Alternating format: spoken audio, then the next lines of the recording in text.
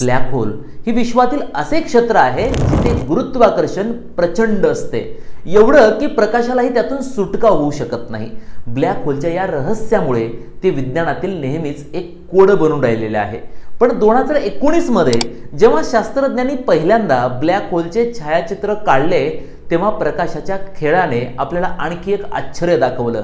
जेव्हा प्रकाश ब्लॅक होलच्या जवळ येतो तेव्हा गुरुत्वाकर्षणामुळे तो पूर्णपणे वाकतो। आइन्स्टाईनच्या सापेक्षवादाच्या सिद्धांतानुसार प्रकाशाचे हे वाकणे हे अंतराळ आणि वेळेच्या विकृतीमुळे होते।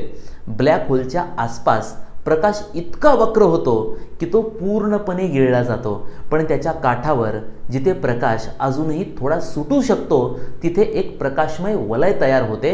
या वलयाला ॲक्रिशन डिस्क असे म्हणतात, जिथे पदार्थ आणि ऊर्जा ब्लॅक होलमध्ये ओढली जाते आणि प्रचंड उष्णतेमुळे प्रकाश उत्सर्जित होतो। ब्लॅक होलमधून प्रकाश बाहेर पडू शकत नसला तरी त्याच्या आसपासच्या प्रभावांचा अभ्यास करून शास्त्रज्ञ विश्वाच्या उत्पत्तीचा आणि त्याच्या भविष्याचा शोध घेत आहेत। उदाहरणार्थ ब्लॅक होलमधून निघणारी हॉकिंग रेडिएशन ही संकल्पना असं सांगते की ब्लॅक होल पूर्णपणे काळे नसतात, तर ते क्वांटमच्या प्रभावामुळे थोडासा प्रकाश उत्सर्जित करू शकतात। ही संकल्पना प्रकाशाच्या आणि कणांच्या दृष्टीनं फार महत्त्वाची मानली जाते।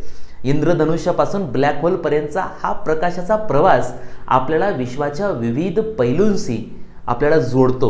इंद्रधनुष्य आपल्याला रंगाचे सौंदर्य दाखवतो, तर ब्लॅक होल आपल्याला अंधाराची आणि गुरुत्वाकर्षणाची ताकद दाखवतो।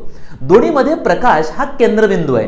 प्रकाशाच्या या खेळातून आपण केवळ विज्ञानच शिकत नाही, तर निसर्गाच्या सौंदर्याचा आणि त्याच्या शक्तीचा अनुभव घेतो।